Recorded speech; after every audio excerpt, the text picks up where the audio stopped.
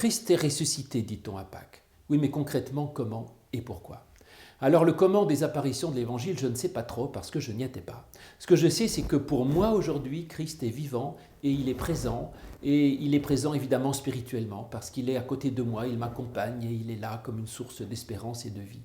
Donc je le rencontre, je dirais, dans la foi et c'est une présence d'ordre spirituel. Donc la résurrection du Christ pour aujourd'hui, elle est d'ordre spirituel. Maintenant, les rationalistes diront, oui, mais comment est-il encore présent dans ce monde? On pourrait dire alors au minimum par la mémoire qu'on a de lui, par le message, l'évangile qu'il a transmis, qui continue de faire vivre tant d'autres. Mais cette bonne nouvelle est-elle aussi transposable sur les autres, sur ceux qui sont morts aujourd'hui? Alors on pourrait dire oui, certainement ceux qui sont morts et que nous avons connus, nous n'attendons pas qu'ils ressuscitent au troisième jour physiquement, mais néanmoins nous pensons que l'amour peut être vécu d'une autre manière et il reste présent dans nos cœurs. Et puis également on vit aussi par tout ce qui a été transmis, donné aux autres. Toute vie laisse un sillage derrière elle qui continue d'une certaine façon de perpétuer cette existence qui ne cesse pas toute conséquence dès qu'il y a la mort. Admettons encore. Mais le problème, c'est moi, ma propre mort. Et est-ce que la résurrection du Christ est aussi pour moi une bonne nouvelle pour ma propre mort? Et là, c'est important parce que Paul nous dit que de même que Jésus ressuscite, nous aussi nous ressusciterons et qu'en fait la résurrection du Christ est l'image de notre propre résurrection.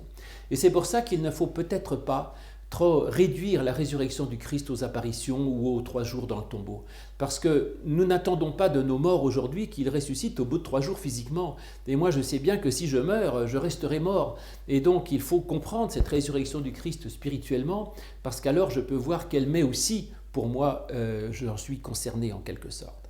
Alors, est-ce que simplement je pourrais dire que c'est pas très grave, même si je meurs, je laisserai une trace derrière moi? Ça ne me suffit pas. Mais pour pouvoir aller plus loin, il faut suivre ce que dit l'apôtre Paul.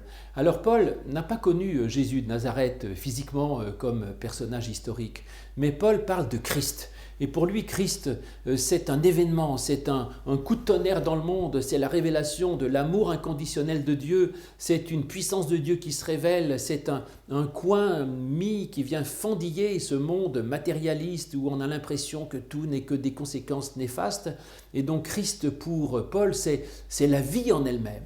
Et quand on dit que Christ est ressuscité, cela veut dire qu'il y a quelque chose de plus fort que tout le matériel, plus fort que tous les problèmes de notre existence et même plus fort que notre mort. C'est la vie en tant que telle et c'est l'amour de Dieu en tant que tel qui est révélé en Jésus-Christ. Et je crois effectivement que c'est ça la résurrection, c'est ça la vie éternelle, c'est qu'il y a quelque chose d'infiniment plus fort que toutes nos petites misères et même que la mort, et que ce quelque chose a été révélé en Jésus-Christ et nous a été rendu vivants effectivement par la résurrection du Christ, qui est la démonstration en quelque sorte qu'aujourd'hui il y a une vie plus forte que la mort.